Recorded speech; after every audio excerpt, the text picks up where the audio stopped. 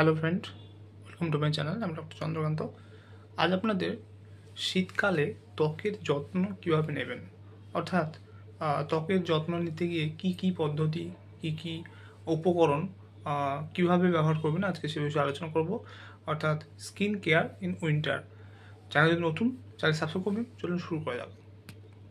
স্কিনের যত্ন হিসাবে প্রথমে যেটা মাথায় রাখতে হবে সেটা হচ্ছে ডেইলি কেয়ার, অর্থাৎ প্রতিদিন কিভাবে স্কিনের যত্ন নেবেন।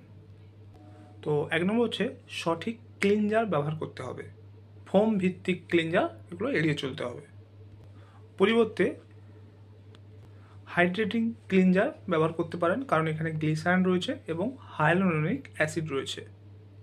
স্নানের ক্ষেত্রে হালকা গরম জলে স্নান করুন এবং 5 থেকে 10 মিনিটের মধ্যে সময়সীমা সীমিত করুন।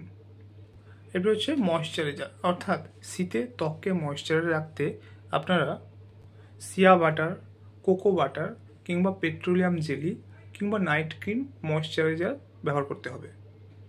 এরপর হচ্ছে সানস্ক্রিন, অর্থাৎ শীতকালে সূর্যের ইউভি রশ্মির থেকে রক্ষা পেতে বাইরে বেরোনোর আগে সানস্ক্রিন ব্যবহার করতে হবে।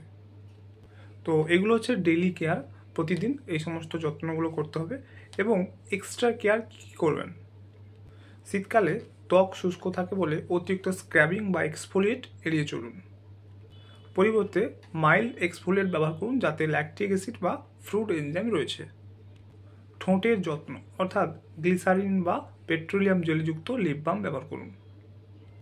গোড়ালির যত্ন, অর্থাৎ গোড়ালি নরম এবং মসৃণ রাখতে ফুট ক্রিম ব্যবহার করুন।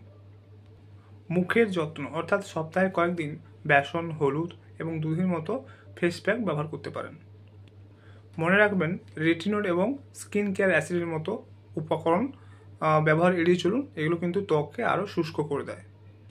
প্রচুর পরিমাণে জলপান করুন এবং শরীরকে ভেতর থেকে হাইড্রেটেড রাখুন। খাদ্যাভ্যাস কী কী খাবেন, শীতকালীন সবজি, ফল যেমন শসা, পালং শাক, কমলালেবু ইত্যাদি খাদ্য তালিকায় রাখুন। তো আজকে জানলেন যে শীতকালীন ত্বকের কীভাবে যত্ন নেবেন এবং কোন কোন খাবার খাবেন, আজকে সেটা জানলেন। তো আপনারাও শীতকালে এইভাবে ত্বকের যত্ন নিন, অবশ্যই ত্বক ভালো থাকবে, হেলদি থাকবে। তো আজকের ভিডিও এই পর্যন্ত। চ্যানেল নতুন, চ্যানেল সাবস্ক্রাইব করবেন, ভিডিও লাইক করবেন। Thank you for watching.